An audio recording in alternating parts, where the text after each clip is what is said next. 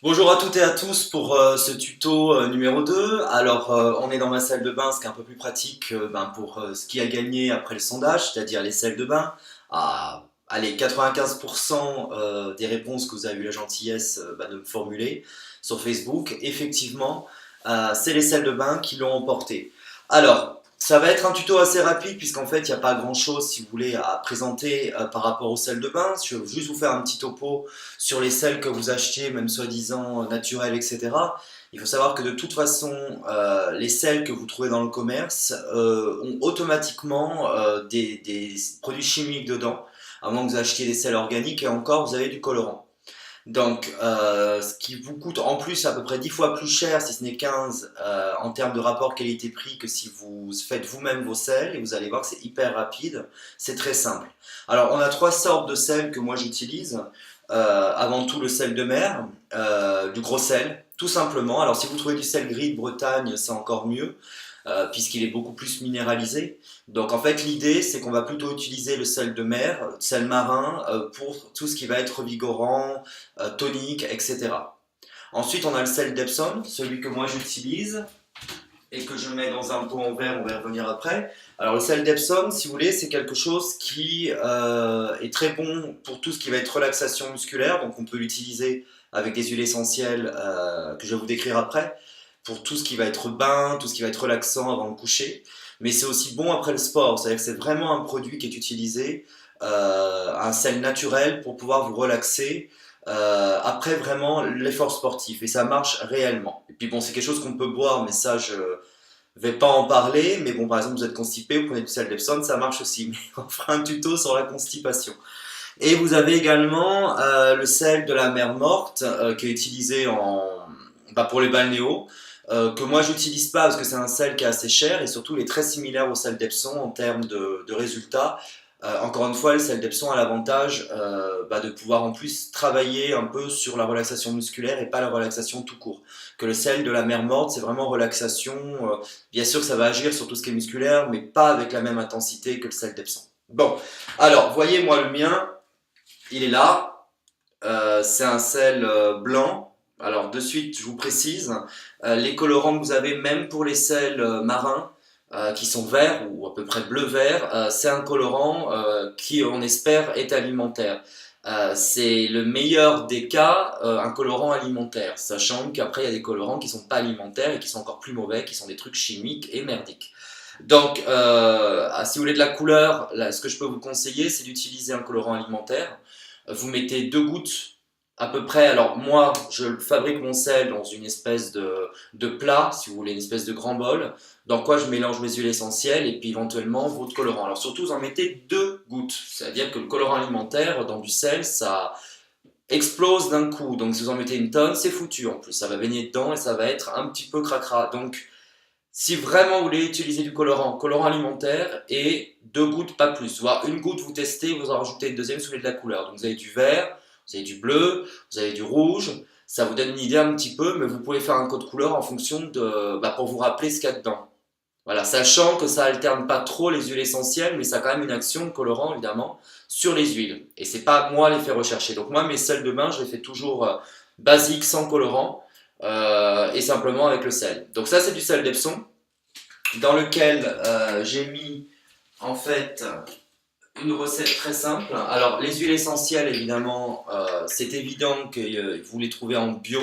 Même si vous en achetez en petite quantité, de toute façon vous n'avez pas besoin d'une tonne dans vos sels et parce que sinon vous n'avez pas d'action. Si c'est pas bio, vous allez vous intoxiquer avec les trucs chimiques, vous n'allez pas avoir les résultats, on va dire, que vous avez avec les huiles essentielles qui sont quand même à la base thérapeutiques. Sinon tout ça, à force d'éliminer, on perd tout les avantages et c'est plus qu'un bain, acheter du bain moussant et ce sera beaucoup plus pratique et simple.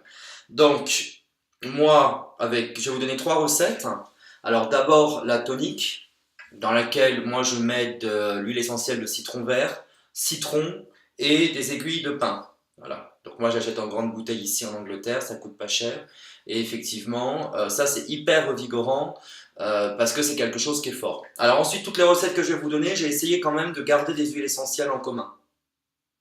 Pour une raison très simple, c'est qu'on ne va pas faire des dépenses à acheter 50 000 huiles différentes parce qu'il y a des choses qui peuvent être en corrélation. Pardon. Donc vous avez effectivement des produits qui ont la même action, qui sont plus agréables au parfum. Après, c'est à vous de voir.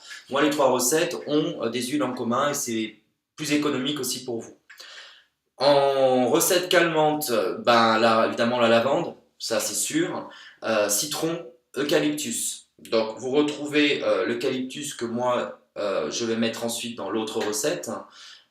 Et effectivement, là vous avez quelque chose qui va être hyper relaxant et détoxinant grâce à l'eucalyptus et au citron.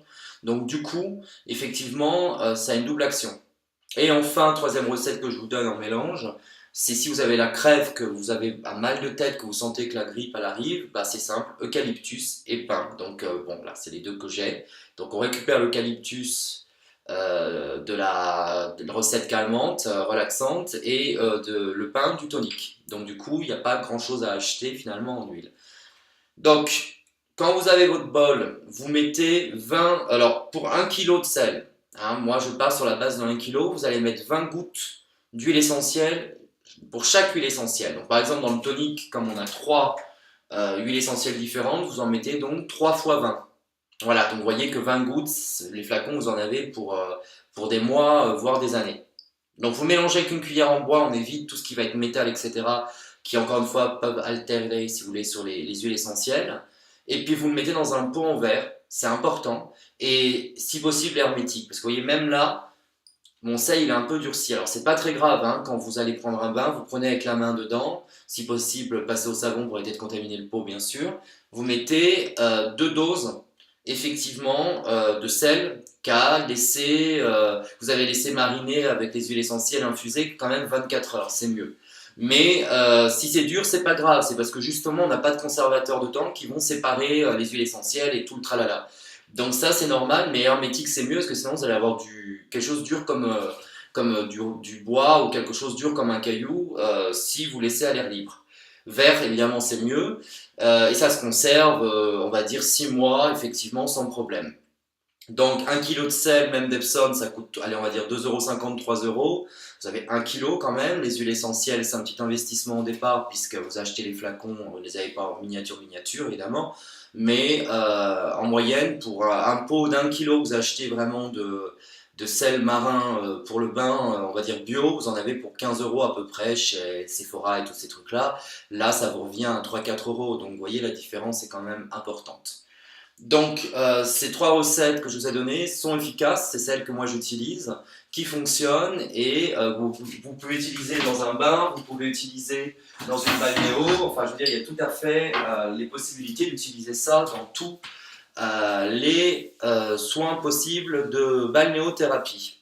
Alors, une petite variante avec les mêmes sels, les mêmes huiles essentielles que vous avez utilisées, vous pouvez transformer en gommage. Si vous voulez faire 500 g de sel de mer, sel de bain et 500 g de gommage, vous rajoutez simplement une huile, qui peut être une huile d'amande douce, une huile d'avocat, ce qui est mieux, une huile de pépin de raisin, et vous mélangez les 500 g simplement avec cette huile. L'huile d'olive aussi est géniale, mais bon, ça sent un peu fort, mais sachant que l'huile est conducteur pour les huiles essentielles, bien évidemment, donc ça pénètre plus profondément. Donc si vous faites un gommage avec cette mixture et que vous utilisez la même mixture après, bah, c'est top. Voilà. Et du coup, vous avez 2 produits en un bah, pour le prix, je dirais, d'un investissement à la base que pour des sels de bain. Voilà, donc j'espère que j'ai répondu à vos questions. Si vous avez d'autres questions à me poser, ben, vous venez sur Facebook ou sur YouTube, actuellement là où on est, et vous me demandez un petit peu plus d'infos sur d'autres recettes, parce que j'en ai d'autres, mais bon, sur un tuto, je peux pas en mettre 50 000. Donc voilà, les 3 premières sont je dirais les 3 recettes essentielles. Voilà, bah, je vous dis à très bientôt pour un tuto numéro 3 sur un sujet que je connais pas encore. On va voir. Bonne journée à vous.